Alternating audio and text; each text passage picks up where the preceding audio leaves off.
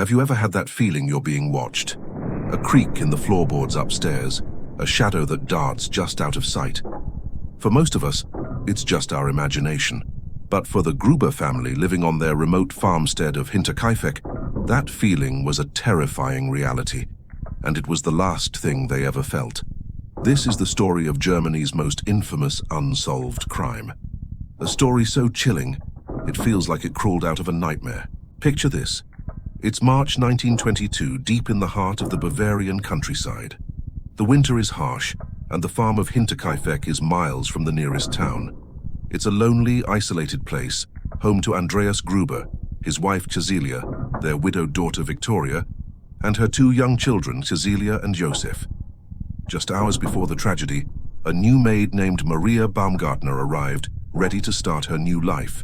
She had no idea it would end before it truly began. For weeks, something was wrong at Hinterkaifeck. A deep, unsettling dread had settled over the farm. Andreas confided in his neighbors about a set of footprints he'd found in the freshly fallen snow. They led directly from the dense forest to the farmhouse, but there were no tracks leading away. It was as if someone had simply vanished into the walls of the house. Then came the sounds, faint footsteps from the attic, creaking across the floorboards in the dead of night. Victoria, unnerved, whispered that it must be a ghost. Andreas, a practical and stern man, dismissed it as thieves casing the property. He searched the attic, the barn, every corner of the estate, but found nothing. No one was there. Or so he thought. The strange occurrences escalated. The house keys disappeared without a trace. A newspaper from Munich, one the family had never subscribed to, appeared on the porch. One evening, the family's dog began barking uncontrollably at the attic, its growls echoing through the silent house. Andreas went to check the cowshed and found the door wide open. Inside, the hay was disturbed, trampled down as if someone had been sleeping there, hidden amongst the animals. Imagine the fear, knowing someone was on your property, perhaps even inside your home, yet you can never find them. It's like being haunted by a living ghost. On the final day of March, the 31st, a brutal wind howled across the empty fields, rattling the windows of the farmhouse. The new maid, Maria, was settling into her room, likely feeling a mix of excitement and apprehension on her first night. She would never see the sunrise. Sometime after dark, the invisible presence finally made its move. The killer, armed with a common farm tool, a pickaxe, began their gruesome work. It seems they used a cruel and cunning strategy. One by one, they lured the family members out to the barn. First Andreas, then his wife Cecilia, followed by their daughter Victoria, and finally 7-year-old Cecilia. Each was met with the same horrific fate, struck down in the dark of the barn. With the adults gone, the killer moved back inside the house. In the main bedroom, 2-year-old Joseph lay sleeping in his cradle. He was killed in his cot. The maid, Maria, was the last to die, likely murdered in her bed when she was startled by the intruder. But here is where the story takes a turn from a brutal crime to something profoundly disturbing. The murderer didn't flee. They stayed. For days, the killer lived in the house of the dead. Neighbors reported seeing smoke rising from the chimney, a comforting sign that all was well. They saw the lantern on at night. The killer fed the cattle, tended to the farm animals, ate meals cooked in the Gruber's kitchen, and slept in their beds. They coexisted with the bodies of their victims, hidden just yards away in the barn. It wasn't until April 4th that anyone realized something was wrong. The mail carrier noticed the post was piling up. Little Cecilia hadn't shown up for school. The family was conspicuously absent from Sunday church services. A group of concerned neighbors, led by a man named Lorenz Schlittenbauer, decided to investigate. They called out, but only silence answered. The house was eerily quiet. They checked the barn first, and there, they made the gruesome discovery. The bodies of Andreas, his wife, his daughter, and granddaughter lay partially covered with hay. Their blood was frozen to the cold, hard ground. Inside the house, they found the bodies of the baby and the maid.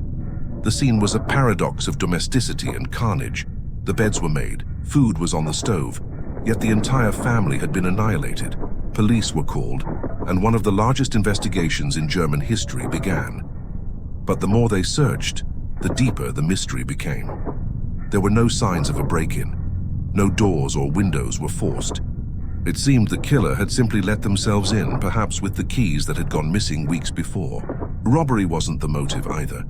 A large sum of cash was found untouched in the house. This wasn't about money, this was personal. The investigation uncovered chilling details.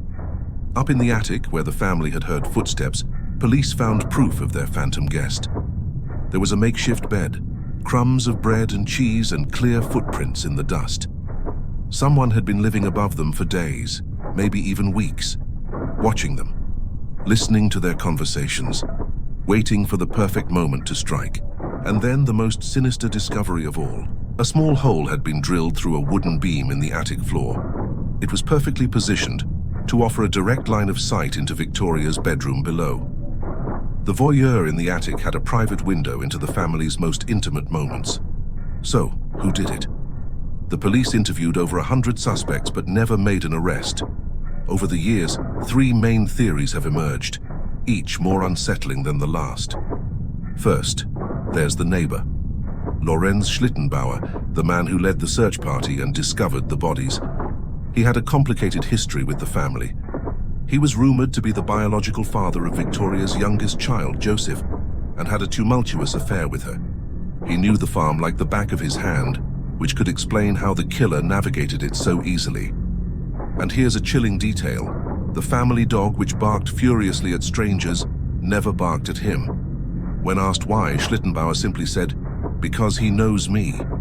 His behavior at the crime scene was also odd. He disturbed the bodies before the police arrived, possibly contaminating evidence. Was he a grieving neighbor or a killer covering his tracks? Then there's the stranger. Locals reported seeing a mysterious man in the woods near Hinterkaifeck in the days leading up to the murders. His footprints were the ones that led to the farm and vanished. Some speculate he was a drifter, a forest man, who had been living off stolen food and watching the family for months, his obsession growing until it exploded into violence. He was never identified, never found, melting back into the forest as silently as he came. Finally, there's the curse. This is where the story dips into folklore. Some of the old-timers in the village whispered that the land itself was cursed. They claimed Hinterkaifeck was built on a site used as a burial pit during the plague. Maybe, they said, the footsteps in the attic and the whispers in the dark weren't human at all. Maybe the family had disturbed something ancient and malevolent, an entity that had awakened from its long slumber. We will likely never know the truth. No one was ever convicted for the murders at Hinterkaifeck. The case file was officially closed in 1955, but the mystery remains wide open. In 2007, a German police academy took another look at the case using modern forensic techniques. While they did come to a conclusion, they chose not to name their prime suspect out of respect for the living descendants. The secret of Hinterkaifeck remains buried. The farmhouse itself is long gone. It was demolished a year after the murders, as if to erase the terrible stain from the landscape. But memories are harder to destroy. Today, all that remains is an empty field and a small memorial. Locals say that when the fog rolls in thick and heavy across the Bavarian countryside, you can still hear things. The faint echo of footsteps in an attic that no longer exists, and the sharp rhythmic thud of a pickaxe striking wood. Some mysteries are never meant to be solved. They linger in our collective consciousness, a chilling reminder that sometimes the greatest monsters aren't in fairy tales. They're the ones who walk among us, who watch from the shadows, and whose names we will never know. Thank you so much for joining me on this deep dive into one of history's most terrifying cold cases. What do you think happened at Hinterkaifeck? Let me know your theories in the comments below. Stay safe and always check the attic.